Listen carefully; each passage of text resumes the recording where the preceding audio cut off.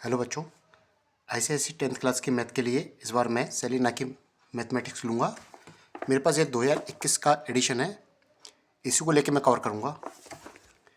इसका पहला चैप्टर है GST, उसको मैं स्टार्ट करता हूँ आज से।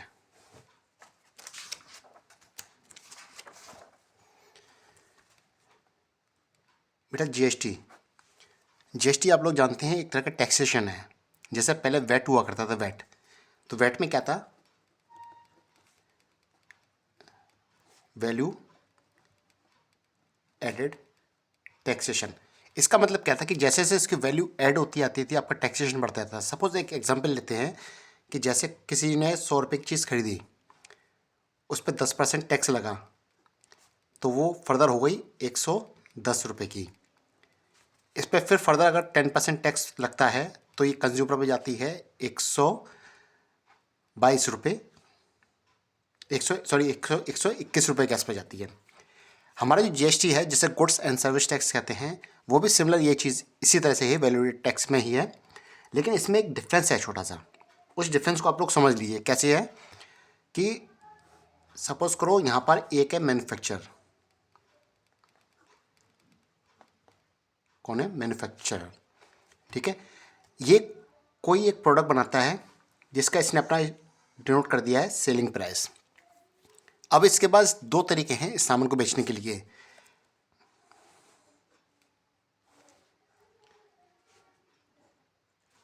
पहला तरीका इसके पास है कि वो उस सामान को जिस स्टेट में बना रहा है उसी स्टेट में इसको सेल आउट कर दे।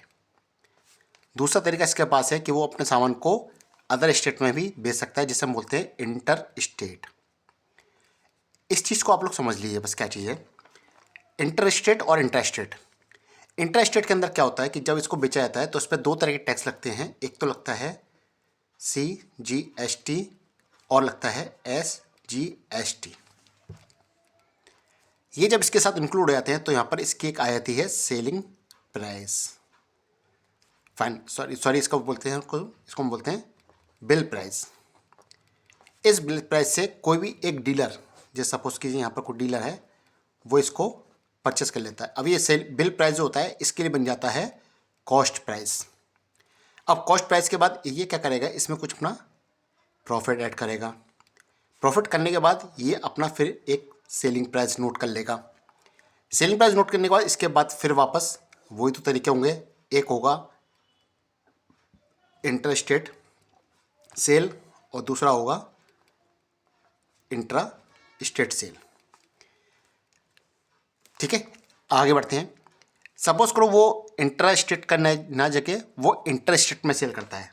इंटर स्टेट का मतलब ये हो गया कि वो जैसे सपोज करो यूपी में सेल आउट कर रहा है, यूपी में मैन्युफैक्चर चीज़ कर रहा है और वो MP में जाकर चीज़ों को बेचता है, मतलब कि दूसरे स्टेट्स के अंदर। अब स्टेट का मतलब कोई बोलता है कि मुझे उसमें जाना है, दिल्ली में जाना है। अब MP के सामने दिल्ली तो स्टेट होता नहीं है, लेकिन वो भी एक तरह से दूसरा स्टेट ही माना जाएगा। UT होते हैं, यूनिट टेरिटरीज, वो भी आपके अदर स्टेट में काउंट होते हैं। अब जब ये मैन्युफैक्चर इंटर स्टेट में सामान को बेचता है तो उस पर एक टैक्स लगता है IGST। ये क्या चीज़ है मैं आपको बाद में बताऊंगा। जब इसके साथ इंक्लूड हो जाता है तब इसका बनता है एक बिल प्राइस, जिससे डीलर इस सामान को परचेस कर लेता है। वापस फिर वही डीलर पर सामान आ गया। अब डीलर के लिए ये क्या चीज़ हो गई, कॉस्ट प्राइस। जो बिल प्राइस था ना वो उसके लिए बन गया कॉस्ट प्राइस। अब कॉस्ट प्राइस में वापस क्या करे डीलर, इसमें एक प्रॉफिट ऐड करेगा। प्रॉफिट ऐड करने के बाद ये अपना एक सेलिंग प्राइस मार्क कर लेगा। मार्क करने के बाद इसके पास भी दो तरीके होंगे इसको सेल आउट करने के। एक तो होगा इंटर स्टेट, दूसरा होगा इंट्रा स्टेट। अभी दोनों तरीके वही हैं सेम। इंटर स्टेट मतलब विद इन स्टेट, इसका मतलब फर्दर CGST प्लस SGST लगेगा। और ये इंट्रा स्टेट मान लीजिए, इसको ये मान लीजिए इंटर स्टेट। अब इंटर स्टेट का मतलब ये हो गया IGST। सेम इसमें आपके इंटर स्टेट IGST और इंटर स्टेट मतलब with in state CGST plus SGST। Tax जुड़ जाएंगे मतलब ये आपके में।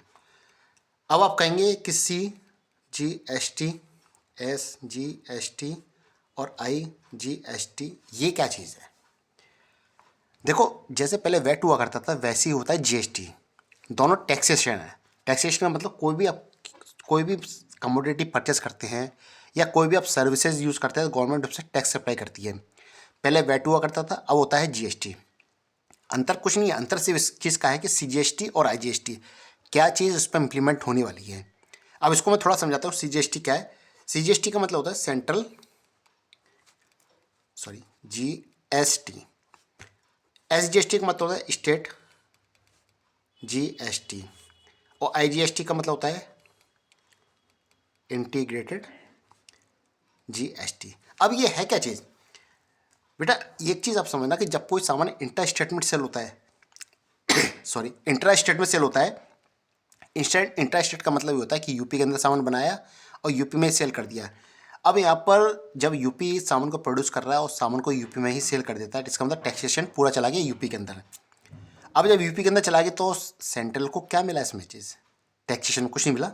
तो उसने क्या कर दिया कि सेंट्रल GST भी इंक्लूड कर दिया और स्टेट GST भी इंक्लूड कर दिया।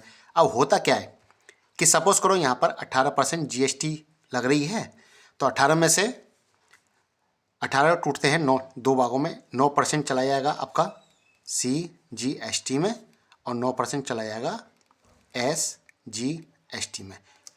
कहने का मतलब यह है कि जो भी आपका GST रेट हो, इंट्रा स्टेट में सेल हो रही है तो CGST और SGST अप्लाई होंगे। जो भी GST का रेट हो उसका हाफ CGST और हाफ SGST में काउंट हो जाता है। इंटीग्रेटेड में क्या होता है? IGST में जैसे कि इंटर स्टेट सेल कर रहा है, MP में प्रोड्यूस हुआ और यूपी में सेल आउट कर दिया उसने, तो ये पूरा का पूरा चला जाएगा इंटीग्रेटेड GST का मतलब सेंट्रल के पास, और ये टोटल होता है GST रेट। जो भी GST रेट होगा वो पूरा अप्लाई हो जाएगा। इसी केस की बात करें तो यहाँ पर 18% टैक्स लग जाएगा।